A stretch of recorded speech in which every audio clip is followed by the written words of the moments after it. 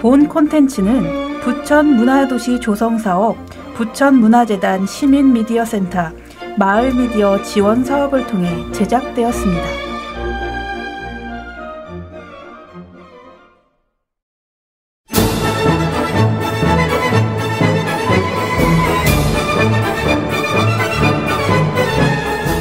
고품격 마이너리티 B+ 예술가들의 수다.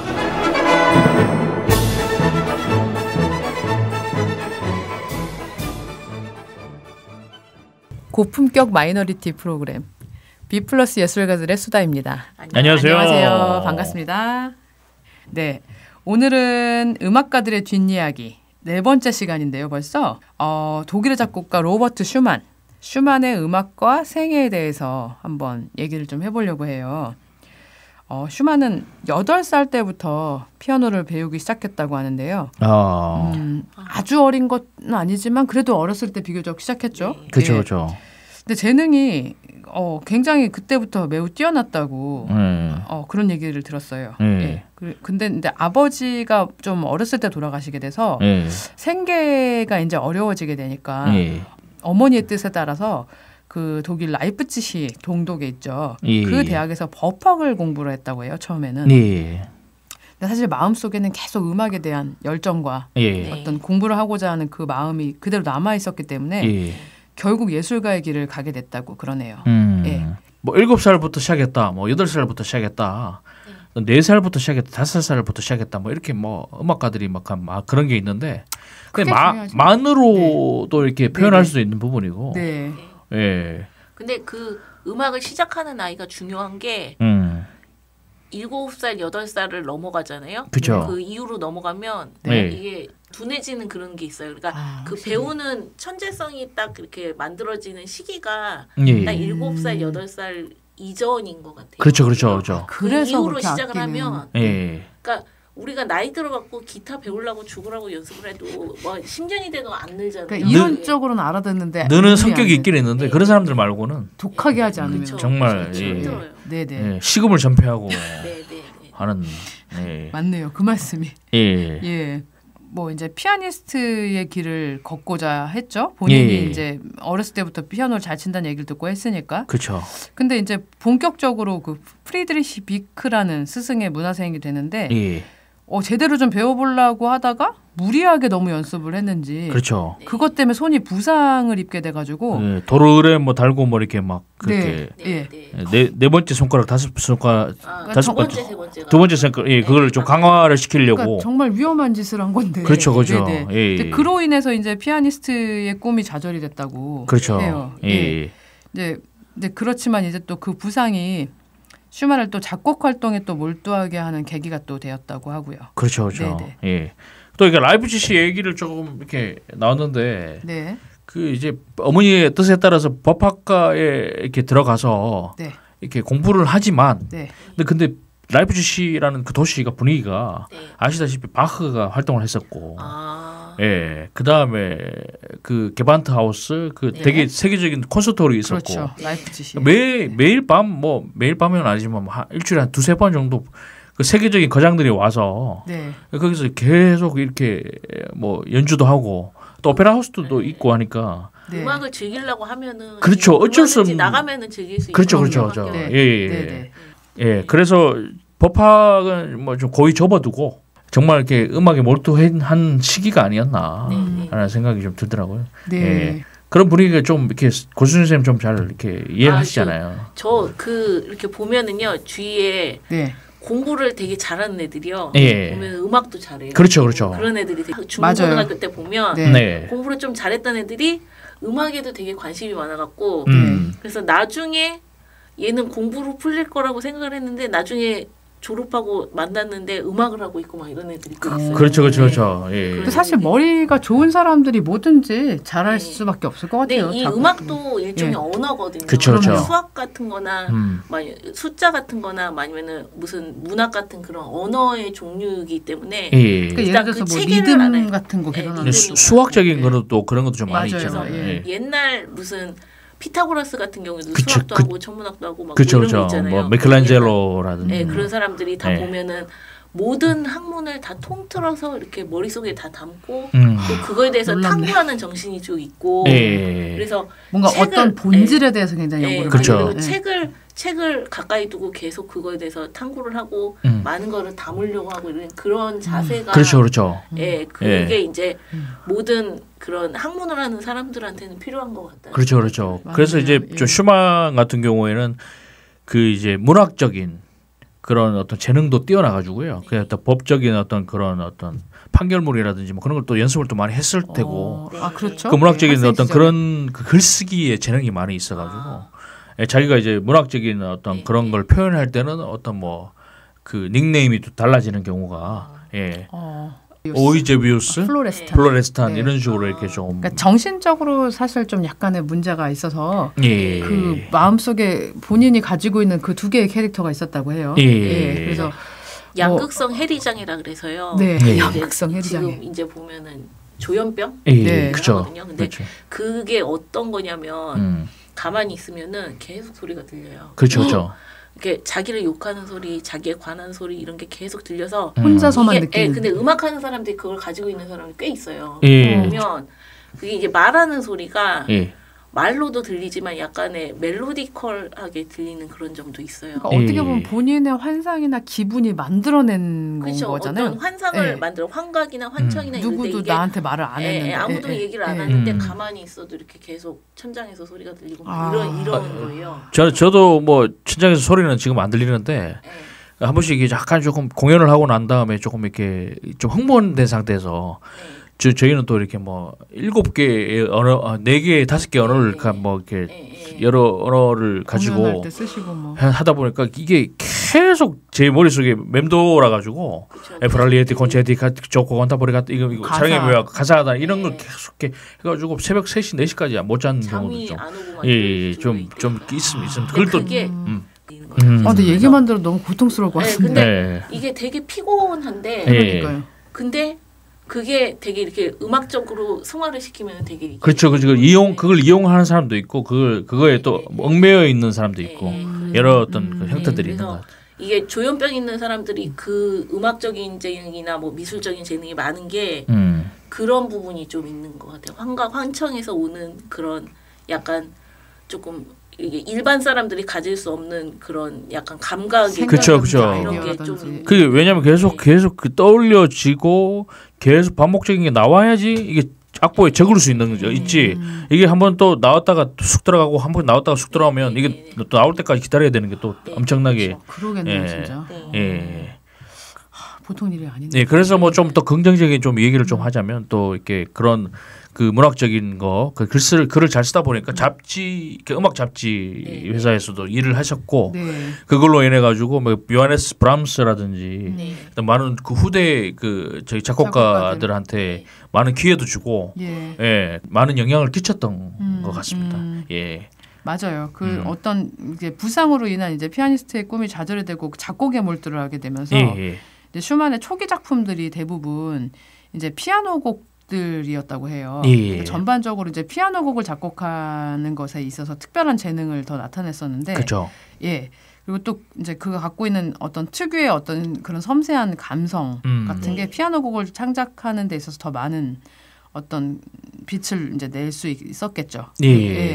대표적으로 이제 그 뭐 카니발이라고도 이제 제목이 붙어 있는 사육제, 그렇죠, 페스티벌, 그리고 어린이의 정경 같은 작품이 이제 그 대표적으로 들 수 있는데, 이 어린이 정경은 이제 또 어린이들의 세계랑 어떤 유년 시절을 음악으로 표현하는 이제 그런 소품집이죠. 그래서 이제 그 중에 이제 7번째 모음곡인데 7번째 곡인 트로이 메라이, 방금 이세경 선생님께서 노래하신. 그게 가장 이제 또 많은 사랑을 받고 유명해진 이제 곡이라고. 또 트로메라 그 노래를 참 이렇게 한 번씩 듣다 보면 특히 요즘 또 뭐 호로비치 선생님 그러니까 되게 정말 유명하신 피아니스트죠. 이게 호로비치라는 그분이 트로메라를 치는 걸 들어보면 조국에 대한 어떤 그리움, 그다음 나의 어린 시절에 대한 회상. 그다음에 뭐 기뻤던 거, 그다음에 좀 슬펐던 거, 그다음 온갖 감정들이 그 짧은 시간 2분인가 3분밖에 안 되잖아요. 그거 모든 게 막 이렇게 저한테 이렇게 뭐 이렇게 뭐라 해야 되나요? 이렇게 과거 속에서 들어갔다 나온 것 같은 그런 느낌이 많이 완전 젖었다가 들더라고요. 예. 또 선생님들은 어떤 것인가요? 그렇게 저는 그게 되게 짧은데 진짜 말 그대로 꿈같이 그렇게 이렇게 뭔가 멀리서 이렇게 환영처럼 이렇게 들리는 그런 느낌이 좀 있거든요. 그러니까 저는 이제 어린 시절이라기보다는 선생님 말하고 좀 비슷하게 상통을 하는데 뭔가 좀 추억이나 과거 시간에 대한 어떤 그런 생각이 좀 아련하게 좀 나는 그런 생각이 좀 드는 것 같아요. 그것도 또 이렇게 뭐 동영상이나 이런 걸 또 봐도 10대 때 듣는 거랑 좀 또 느낌이 다르고 20대 음악이 원래 30대 또 곡을 들었을 때도 또 확실히 다른 것 같은 느낌이 좀 들더라고요. 똑같은 곡을 예전에 쳤던 거 10년 전, 20년 전 쳤던 거를 지금 꺼내면 또 다르고 저희도 그래요. 동심적인 뭐 부분 뭐 이렇게 어린 시절을 이렇게 회상하는 데는 정말 대단한 곡이라고 좀 저는 생각합니다, 선생님. 그 짧은 노트 안에 그걸 다 적어냈다는 게 정말. 그리고 또 이제 슈만 하면 어떻게 자연스럽게 이제 그 분을 따라다니는 수식어처럼 붙은 이름이 이제 또 클라라 슈만이죠. 이제 클라라는 또 이제 앞에 이제 언급했던 슈만의 피아노 스승이었던 그 비크의 클라라 딸인데, 비크 딸인데 이제 그 클라라와 이제 슈만이 결혼을 하고, 근데 사실 근데 비크가 너무나 강하게 반대를 했었고, 그렇죠. 또 우리가 또 저 개인 레슨 같은 걸 또 해보면, 뭐 어떤 분은 뭐 잠깐만 만나도 그 사람의 어떤 그 앞으로 이렇게 나아갈 방향들이라든지 그런 게 다 아는데 성향 같은 것도 다 아는데 일단 만나 보니까 좀 별로 마음에 안 드는 거죠. 그러니까 슈만이 되게 바람둥이였다가 여성 편력이 엄청 심했는데 문제는 클라라가 미성년자였던 거예요. 그래서 얘를 애가 어린데 결혼 어떻게 시키냐, 안 된다, 넌 절대 안 된다 막 이랬다가 나중에 이제 크고 나서 이제 결혼을 나중에 시키는 그렇게 된 거죠. 심지어 그 소송 중에서도 그 바람을 피웠다 그러더라고요. 세상에. 근데 이제 그러니까 아버지 마음을 이해할 수 있는 거예요. 그럼요. 유명한 그런 작곡가나 어떤 이렇게 대가들 보면 그 옆에 붙어 있는 그 여자들의 역할이 되게 중요하거든요. 옆에 붙어 있는 그 옆에 붙어 있다는 말은 좀 그렇긴 하지만 이렇게 같이 이렇게 동행하는 인생의 파트너, 인생의 파트너가 되게 중요한데 클라라 슈만이 제가 볼 때는 되게 현명하다고 생각하는 게 이렇게 같은 작곡가거든요. 같은 작곡가고 피아니스트고 그렇죠. 슈만이 흔들리지 않게 이렇게 옆에서 잡아주는 역할을 하지 않았을까 이런 생각을 많이 들어요. 그래서 조금 나이는 어렸지만, 그래서 이렇게 끝까지 이렇게 다 해주고 그리고 나중에 이제 슈만이 돌봐줬던 이제 브람스랑 슈만이 죽고 나서 그 브람스하고 클라라 슈만하고 되게 친하게 지냈다고 하더라고요. 그래서 또 뭐 사랑했다는 얘기도 좀 있고요. 브람스가 뭐 짝사랑했다는 얘기도 있었고. 더 충격적인 건 브람스가 그 클라라의 딸을 또 사랑했다고 이렇게 얘기도 해요. 그러니까 그 비크가 그렇게 반대를 했음에도 불구하고 둘은 이제 열렬한 사랑으로 또 결혼에 꼴이 나게 되었고, 근데 이 결혼이 이제 슈만한테는 이제 행복과 동시에 또 어떤 인생의 전환기를 또 가져다 주었다고 해요. 근데 그 때문인지는 몰라도 이제 슈만이 결혼을 한 후에 이전과는 다르게 이제 좀 성악곡들을 특히 그렇죠. 그 중에 또 가곡을 이제 많이 소송이 끝나고 이제 행복한 시절 1년 정도가 엄청난 그 성악곡을 많이 작곡을 했죠. 소송이 끝났을 때군요. 근데 이제 그 자체가 이제 본인이 뛰어난 또 피아노에 대한 어떤 그 악기를 다루는 그 작품들 작곡 실력이 있다 보니까. 가곡에서도 이제 그게 많이 드러나죠. 아까 이상경 선생님 말씀하셨던 것처럼 뭐 서주를 뭐 길게 뭐 작곡을 한다든지 간주나 후주, 특히 뭐 연가곡 같은 경우에는 이제 앞곡의 후주와 뒷곡의 전주가 이제 막 이제 이어지는 느낌으로 작곡을 한다든지 그러한 점들이 이제 슈만 가곡의 또 특징이라고 또 그렇죠. 슈베르트 같은 경우에는 이제 하나의 어떤 그 주제들이 있다고 치면 슈만 같은 경우는 그냥 16곡이 한 곡 같은 느낌으로 작곡을 좀 많이 했는데 또 그 슈만이 작곡한 그 뭐 신의 사랑을 들어보시면 이렇게 약간 좀 반주가 정말 화려하기도 하고 이게 뭐 노래랑 거의 이렇게 혼연일체 시키는 좀 그렇게 경향이 있잖아요. 굉장한 재능인 것 같아요. 그 작곡 입시 볼 때요, 그 곡을 써서 내잖아요. 작곡을 할 때 그 참고들 하라고 이렇게 내주는 게 네. 보통 슈만의 무언가 작품이에요. 그렇구나. 네, 그래서 무언가 작품을 꼭 사라고 얘기를 해요. 그거를 보고 이제 음영 같은 거나 이렇게 패턴 같은 거를 분석을 해갖고 곡을 쓰라고 얘기하거든요. 그래서 되게 피아노 곡을 되게 잘 썼던 것 같아요. 맞아요. 정말 잘 썼죠.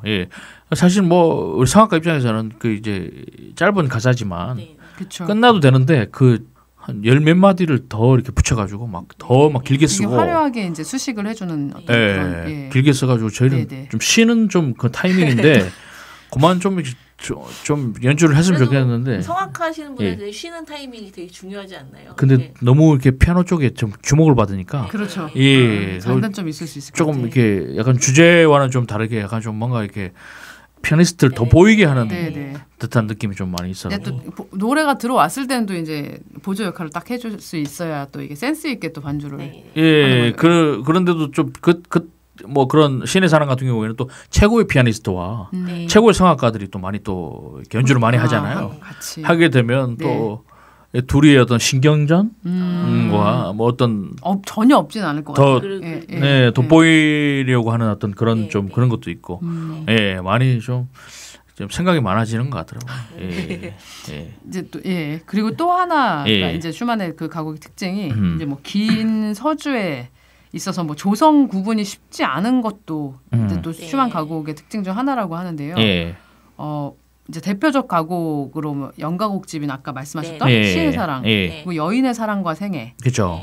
가 있고 이렇게 이제 또 점점 다양한 재능을 또 펼쳐오다가 안타깝게 또 말년으로 갈수록 좀 불안정한 그런 작품 세계를 보였는데 그게 이제 조금씩 병세를 보였던 정신착란 증상의 아까 조현병이라고 40살 정도 넘어서 좀 많이 좀 그 병이 이제 악화로 또 추측을 할 수 있다 그래요 사람들이. 그리고 심지어 이제 46세 나이로 이제 숨을 거뒀는데 그때가 1856년이었고 2년 전인 44살 1854년 때는 라인강에서 자살 기도까지 했어요. 그렇죠. 그래서 이제 저는 이걸 처음 알았어요. 지나가는 사람이 그분을 이제 모시고 슈만을 모시고 이제 구했다는 얘기가 좀 있더라고요. 그래서 이제 그 일이 있고 이제 2년 뒤에 그분이 돌아가셨고.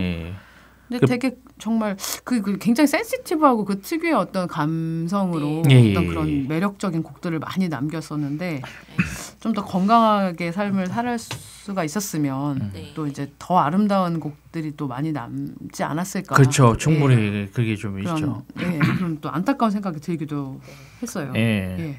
그래서 이제 뭐 정신착란이라든지 뭐 조현병이라든지 뭐 이렇게 그런 거를 이렇게 또 제가 또 이렇게 클래식 그 작곡가도 공부를 좀 해보면 어렸을 때 이렇게 정말 사랑했던 아버지 뭐 형제 자매들이 일찍 돌아가셨어요. 특히 아버지 같은 경우에는 그 슈만을 위해서 뒷바라지를 하기 위해서 뭐 정말 뭐 어떤 것도 할 수 있을 정도로 서포트를 할 그런 분위기에 있었는데 그런 어떤 자기가 좋아했던 어떤 사람들이 한두 명씩 다 떠나고 다 돌아가시고 하는 모습들이 이렇게 우리 음악가들이나 뭐 뿐만이 아니라 뭐 많은 사람들이 좀 그런 영향이 있지 않나라는 생각이 많이 들더라고요. 그러니까 그 상실감에 있어서는 어떻게 무엇으로도 어떤 보상이 안 되지 않았을까? 그렇죠. 뭐 극복을 할 수 있는 성격의 것이 아니고 것 같아요. 그거는. 그런 것들이 또 이렇게 음악적으로 더 깊이 있게 들어갈 수 있는 그런 게 있는. 그렇죠. 깊이 있게 들어갈 수 있죠. 어떤 또 그만큼 큰 시련이 별로 없을 거니까 인생에서 또 그 시련이 또 음악을 만들 수 있는 어떤 또 아이디어를 줄 수도 있는 거고. 그렇죠. 그러니까 어떻게 보면 또 막 음악 신보를 창간해서 처음으로 음악 잡지 신문인가요? 이렇게 대외적인 활동도 다른 음악가들하고 많이 하고 되게 건강하게 정신적으로 살 수 있었을 것 같은데 사회성이 좋을 것 같고 사회성은 좋은 것 같아요. 근데 또 내면에선 또 어떤 그런 그래서 뭐 한 말년쯤 돼서 뭐 이렇게 라이프치히 대학의 그 맨델스존이랑 좀 친해가지고 강사로도 좀 일을 했는데 좀 이렇게 길이 다르다 보니까. 좀 둘이 싸우고 좀 나오기도 하고, 슈만이 좀 나오기도 하고요.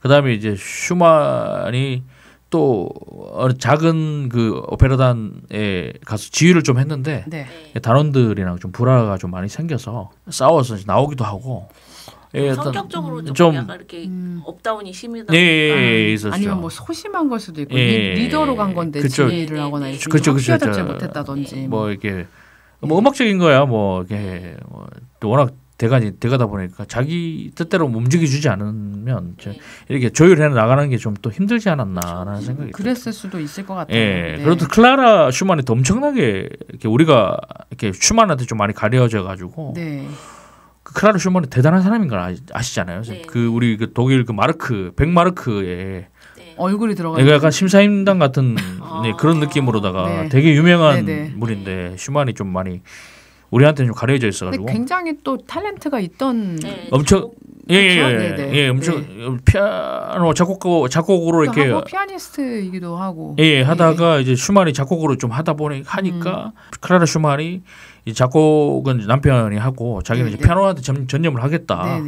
그렇게 했는데 뭐 클라라 슈만을 불러주는 데가 많이 있었는가 봐요. 그래 뭐 러시아라든지 뭐 그런 쪽으로 막 이렇게 연주 여행을 많이 갔는데 같이 갔거든요. 두 분이 같이 가면 주목받는 게 이제 클라라 슈만이다 보니까 본인은 싸우고 뭐 돌아오기도 하고.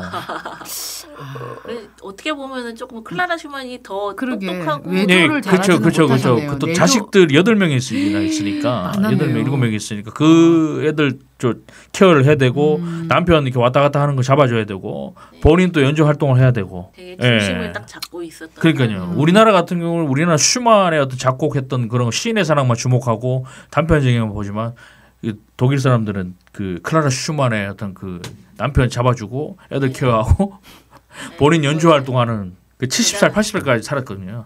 그 정신적인 어떤 스트레스에도 이렇게 흔들리지 않는 모습이 지금 독일 정신. 굳건했네요. 굉장히 멘탈이. 이렇게 되게 주목했던 것 같더라고요. 원래 같았으면 슈만을 이렇게 그 백마르크나 이렇게 선정을 해야 되는데 지금 이제 유로로 바뀌어서 많이 생각이 들더라고요. 근데 이분이 또 보니까 슈만이 그 정신병 때문에 돌아가신 걸로 알고 있었는데 돌아가신 지 138년이나 지나서 이제 1994년에 그 정신병원의 진료 기록이 공개됐는데 기록상 그 병이 매독으로 진단이 됐거든요. 그래서 이제 문란한 어떤 그런 성생활이나 이런 것 때문에도 아버지가 결혼을 반대했던 게 아닌가. 그렇죠. 이런 또 추측들이. 그 얘기도 있어요. 그 손가락 2개, 3개가 약간 안 좋았던 게 그 젊었을 적에 매독이 이미 걸려서 그래서 수원을 했는데 그게 이제 안 좋은 게 부작용으로. 그 연습 때문에 그런 게 아니고. 신경이 그게 안 좋아져서 그래서 2번째, 3번째 손가락을 못 써서 피아노를 못하게 된 걸 수도 있다 이런 얘기가 또 사설로 있는 게 있어요. 이제 이런 사인이 밝혀졌다고 하니까 또 이제 그런 얘기들이 또 들었을 수도 있고. 그렇네요. 쉽지 않은 또 삶을 정말 파면 팔수록 아주 그러니까요. 힘든. 또 이분도 또 낭만주의의 또 대표적인 작곡가 중에 한 분이었는데. 그 낭만주의로 이렇게 넘어오면서 고전주의에 이제 뭐 이렇게 그 모차르트, 하이든 그다음에 베토벤이 있었다면 이제 낭만에는 이제 뭐 슈베르트 슈만이라고 얘기는 하는데 뭐 제 개인적인 생각으로는 슈만이 좀 이렇게 많이 만들었다라는 생각을 좀 많이 하고요. 그렇죠. 전형적인 또 낭만주의 음악가였고 이제 또 아까도 얘기가 나왔지만 뭐 이제 문학적인 어떤 그런 아이디어를 또 음악과 함께 결합해서 그 음악을 만들고자 했고 바그너 같은 경우 이제 악극을 통해서 예술의 어떤 통합을 시도했다면 슈만은 이제 문학적인 관념 위에 음악을 또 두었고 그래서 이제 뭐 슈만이 이제 그 후대 그 작곡가들한테 많이 영향을 미쳤고 이게 예를 들어서 뭐 아까 말씀하셨던 그 저기 카니발 그 자기가 이제 좋아하는 그 사랑했던 사람들의 이니셜을 따서 뭐 S면 우리 뭐 배체라고 하면 뭐 A는 라고 B는 시고 체는 도니까 라시도를 이용해 가지고 그것만 이용해서 이렇게 좀 이렇게 음악적인 표현을 한다든지 그다음에 바하에도 그게 있거든요. 바하 이름이 BAC 영어로 C라 도시 그 H도 C로 보더라고요. 맞아요. 그렇게 해서 C라 도시 그걸로 해갖고 이렇게 음악을 만들고 막 그러더라고요. 이니셜로. 예. 이게 되게 재밌는 것 같아요. 그게. 예. 보통 일반 사람도 생각해내지 못하는 아이디어. 그렇죠, 그렇죠. 예. 그것도 뭐 더 들어가서는 뭐 슈만 같은 경우는 암호 해독까지. 네. 암호 해독이요? 예. 더 이렇게 뭐 해서 이렇게 그 숨겨져 있는 이니셜을 찾아내는. 예. 그런 것까지 시도를 좀 많이 또 했다 그러는. 그건 또 처음 듣는 얘기네요. 예. 신박한데요. 그래서 뭐 이렇게 어떤 음악적인 재능뿐만 아니라 어떤 문학적인 재능, 그다음에 어떤 그런 것들을 많이 또 표현을 했다고 하더라고요. 네. 그래가지고 이게 다 보면 예술이 다 이렇게 연결이 돼 있는 것 같아요. 문학적인 거에 대해서 이렇게 조금 관심이 있다 보면 그렇죠. 이게 또 음악으로 연결이 되고 또 이제 인상파 같은 경우에 드뷔시나 뭐 이런 거 이제 그림 같은 거에서 이렇게 생각을 하다가 음악으로 연결되고 막 이런 게 좀 있는 것 같아요. 맞아요. 되게 이렇게 통하는 부분들이 많은 것 같아서 되게 신기해요. 그게 진짜. 저 같은 경우에는 제가 또 유학 다녀오고 이렇게 뭐 클래식 작곡가 공부를 하면서 좀 이렇게 공부를 하고 있는 게 신앙송 있잖아요. 신앙송이랑 그다음에 스피치 하고 동화 구연 하고 재밌는 거 많이 하시네요. 그러게. 예, 그다음에 하나 더 성우 쪽으로 목소리 딱 관련돼 있으니까 그쪽으로 공부를 하다 보니까 되게 좀 연결돼 있는 게 좀 많이 있고. 아무래도 일단은 발성을 기본으로 한다는 게 통하는 거. 되게 재밌게 지금 공부를 하고 있습니다. 근데 좀 안타까운 건 성우는 35살까지 시험이 그게 몰랐네요. 되어 있어가지고 목소리가 사람 중에 여러 가지 기관 중에 제일 나중에 늙는다 그러는데 또 그런 제한이 있는 줄 몰랐네요. 나이 제한이. 성우가 그 나이 제한이 있어서 35살 이전에 시험을 봐야 돼요. 시험 아예 기회가 시험 기회가 없어요. 근데 붙게 되면 좀 그게 좀 평생 할 수 있는. 평생 할 수 있고 성우들이 돈을 진짜 많이 벌어서 이때까지 얼굴 공개 안 해도 사실 뭐 VJ 특공대라든지 뭐. 뭐. 성우 부부끼리 결혼을 하면 여자 같은 경우는 특히 많이 벌고 여자는 할 수 있는 캐릭터가 만화, 뭐. 게임도 요즘 장난 아니잖아요. 남자는 조금 한정이 돼 있는데 여자 같은 경우는 캐릭터가 할 수 있는 게 남자예요. 짱구 같은 경우에는 그렇죠. 정말 한 달에 1,000,000원은 뭐 기본으로 막 이렇게 번다고 기본으로 그렇게 번대요. 뭐 강남에 있는 녹음실만 하루에 몇 군데를 돌고 그래서 다닐 때마다 30만 원씩 방송에 쓰이는 그렇게 했는데 지금 조금 막 크몽 이런 거 많이 생겼잖아요. 거기서 인터넷으로 녹음해갖고 5만 원에 보내주고 막 이런 게 그분들의 어떤 그런 그 사업장을 위협하는. 그래서 아마추어 성우들이 그분들뿐만 아니라 모든 지금 예술가들이 있다. 아마추어 성우들이 이렇게 막 그렇게 인터넷으로 금방 보내주고 그러니까 비싸게 만들 수 있고.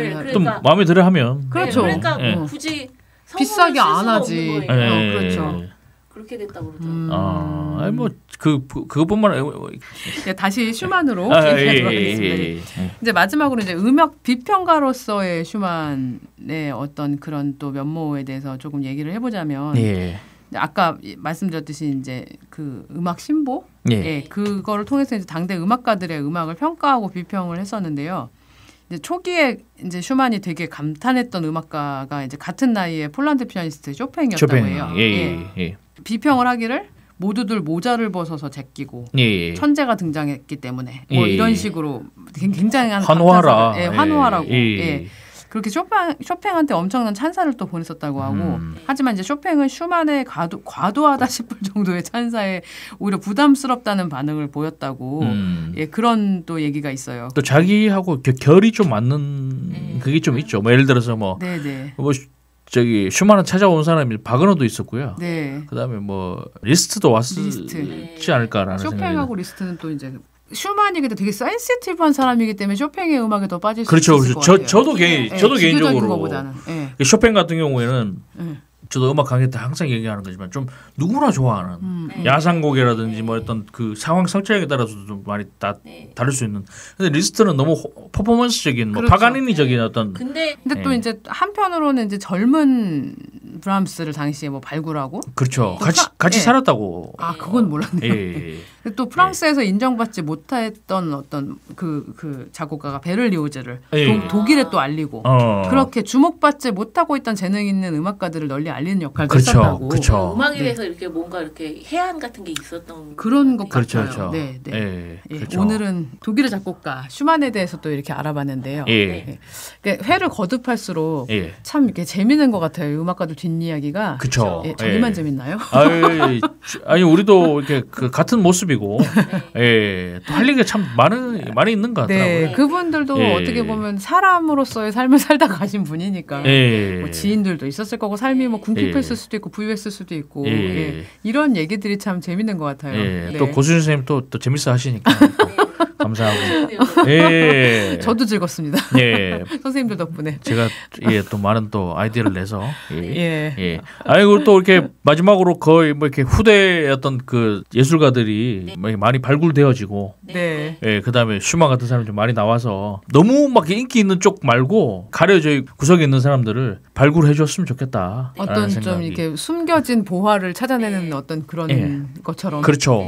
요즘에는 너무 계속 미디어라든지 이렇게 유튜브라든지 그런 게 너무 말초 신경을 자극하는 거에 참 익숙해진 세상이다 보니 벗고 뭐 이렇게 마시고 퍼포먼스도 굉장히 파격적이어야 되고 그게 또 안 통하면 더 벗고 막 더 이렇게 막 더 마시고 막 심지어는 저기 피아노를 치는 여자분인데 얼굴이 안 나오고 옷을 막 이렇게 파지걸 입고 이 상체만 나오게 하시는 분들 제가 너무 문화 충격을 받았어요. 우리나라 사람인데 그래서 그게 뭐 10만, 20만, 30만 이렇게 많은 남자분들한테 뭐 위로가 될 수도 있고 좀 한편으로 좀 씁쓸하기도 했어요. 음악을 듣는 게 아니라 뿐만 아니라 더 많은 분들이 잘 몰랐나요? 더 많은 분들이 나오지 않나라는 그럴 수도 있겠죠. 앞으로도. 참 이 유튜브라는 게 참 좋은 점도 많지만 그렇지 않은 점도 참 많은 것 같아요. 그렇죠. 명암이 있는 것 같습니다. 모든 기술의 발달은 그런 것 같아요. 음악가의 뒷이야기 4번째 슈만 편은 오늘 여기까지 하도록 하겠습니다. 다음 시간에는 5번째 시간인데요. 피아노의 시인 쇼팽에 대해서 또 알아보도록 하겠습니다. 감사합니다. 감사합니다. 안녕히 계세요.